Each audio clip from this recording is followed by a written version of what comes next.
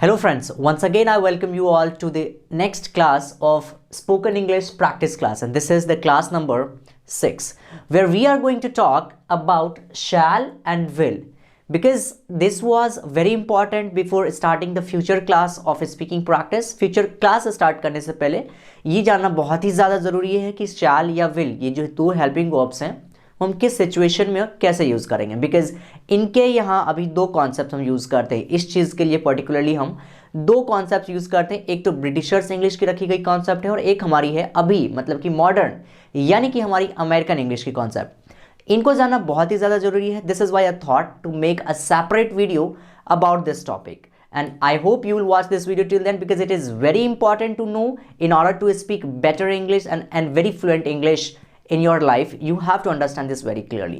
तो चलिए फटाफट चलते हैं हमारे बोर्ड की तरफ। यहाँ पे मैं आपको चार्ट बना के दिखाऊंगा, समझाऊंगा साथ के साथ कि कैसे इनको यूज़ करते हैं, हमारी अमेरिकन इंग्लिश क्या कहती है और हमारी ब्रिटिशर्स इंग्लिश क्या बोलती है और कैसे इनको यूज़ करना है, वो सारी जानकारी आपको इस वीडियो के अंत तक पता चल जाएगी।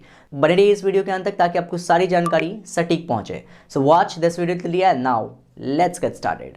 So in the concept of shall and will, we have mainly two concepts. हमें दो तरीके मालूम हैं और दो तरीके से हम इनको यूज़ करते हैं। एक तो है ब्रिटिशर्स इंग्लिश की कॉन्सेप्ट और एक है हमारे पास अमेरिकन इंग्लिश की कॉन्सेप्ट। इन दोनों के बारे में थोड़ा जान लीजिए। अमेरिकन इंग्लिश कॉन्सेप्ट और ब्रिटिशर इंग्लिश कॉन्सेप्ट है क्या, जैसे कि आपको कंट्री से ही पता चल रहा होगा, ब्रिटेन के लोग को हम ब्रिटिशर्स बोल रहे हैं मेनली।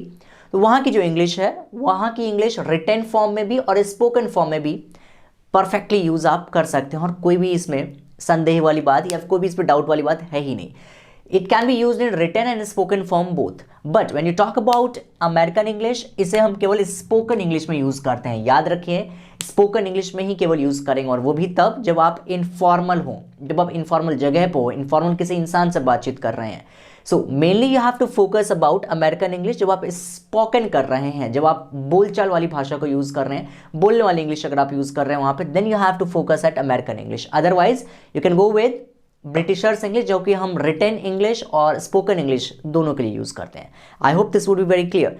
इसे अमेरिकन इंग्लिश को हम अप्लाई क्यों नहीं करते हैं रिटन इंग्लिश में? Because it is modern and it is little bit informal. कई कई जगह पे आपको इनफॉर्मल दिखेंगे ये सारी चीज़ें, उनकी कॉन्सेप्ट जो है इनफॉर्मल दिखते हैं। So this is the reason that we are not using them in formal writing और formal places. At formal places we don't have to use American English, we must follow Britishers English as if you are an Indian or if you are from somewhere where English is the second language. So please mind it in your and fix this in your mind कि आप Britishers English को ज़्यादा use करने की कोशिश करिए, क्योंकि उसे हम written English और spoken English दोनों जगह यूज़ करते हैं। If you are a student of 9th, 10th, 11th, 12th, if you are appearing or if you are preparing for board exams or some written exams, you must focus कि आपको Britishers English ही ज़्यादा use करनी चाहिए, American English पे थोड़ा कम ध्यान देंगे। Because spoken English के दौरान आप American English fully and completely you can use with it, but while writing exams or while working in a corporate sector, while you're writing applications, formal writing if you are doing, so of course at that time you have to use Britishers English. This is traditional and old, but if I talk about American English, this is modern, जिसे हम modern English grammar के नाम से भी जान रहे हैं, modern English के नाम से भी जान रहे हैं, तो ये नई चीज़ है, राइट? अब इनके दोनों कॉन्सेप्ट्स क्या हैं? दोनों ने कॉन्सेप्ट अलग अलग दिए हैं। So as you can see I have written here, Britishers English के दौरान शैल को जो यूज़ किया जाता है वो केवल आई और वी के लिए किया जाता है। Point to be noted, Britishers English के कॉन्सेप्ट में बताया गया है दैट शैल इज समथिंग जो कि हम आई और वी के लिए ही केवल यूज़ करेंगे। विल को यूज़ करते हैं बाकी बचे हुए सब्जेक्ट जैसे कि ही, शी, इट या फिर आप दे बोल सकते हैं, यू बोल सकते हैं, राइट? सो विद ऑल दो subjects we are using will. Next है हमारा अमेरिकन इंग्लिश की हम बात करें तो वहाँ पे शैल को एग्जिस्ट ही नहीं करता है, राइट? शैल को वहाँ पे बिल्कुल ही फिनिश कर दिया गया है। Now you have to use will with all the subject. जितने भी सब्जेक्ट्स हमारे पास आई, वी, यू, दे, किसी एक सिंगल नाम की हम बात कर लें, किसी दो इंसान के नाम की हम बात कर लें, किसी सिंगुलर है, कोई प्लूरल है, right? Whatever the thing is, you have to use will with all the subjects. आप फ्री हैं बिल्कुल और सभी सब्जेक्ट के साथ विल को यूज़ करने के लिए। So this is the main difference between shall and will with respect to American English and Britishers English. इन दोनों के हिसाब से आप अंदाज़ा लगा लीजिए कि आपको रिटन इंग्लिश में केवल ब्रिटिशर्स इंग्लिश को यूज़ करना है और अमेरिकन इंग्लिश के दौरान आपको याद रखनी है कि रिटन इंग्लिश कम यूज़ करें। रिटन इंग्लिश के दौरान आप अमेरिकन इंग्लिश को फॉलो ना करें तो आपके लिए ज़्यादा फायदा होगा।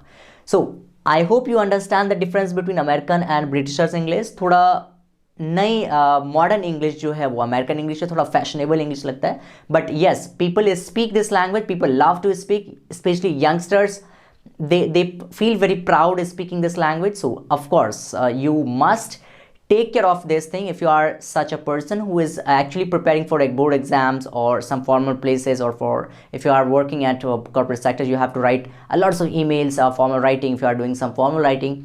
So at that time also you have to take care of this, because Britishers English written में ज़्यादा यूज़ करिए, कम यूज़ करेंगे हम अमेरिकन इंग्लिश को हमें कम यूज़ करना है, केवल और केवल यूज़ करना है आपको स्पोकन में आपकी जितनी मर्जी आप यूज़ कर सकते हैं, there is no problem, but written English में आपको यूज़ करना है मेनली ब्रिटिशर्स इंग्लिश।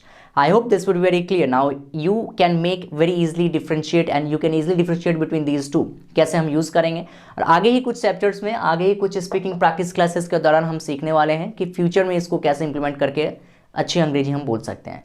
सो मिलते हैं किसी नेक्स्ट क्लास में, and this will be class number 7. In the next video I'll teach you the future part of to be के लिए फ्यूचर पार्ट जो कैसे यूज़ करना है, वो सारी जानकारी आपको उस वीडियो अगले वीडियो तक आपको फिर से मिल जाएगी। So, ऐसी ही शानदार वीडियोस देखने के लिए, कभी ना मिस करने के लिए ज़रूर सब्सक्राइब कर लीजिए हमारे channel learn English with fun.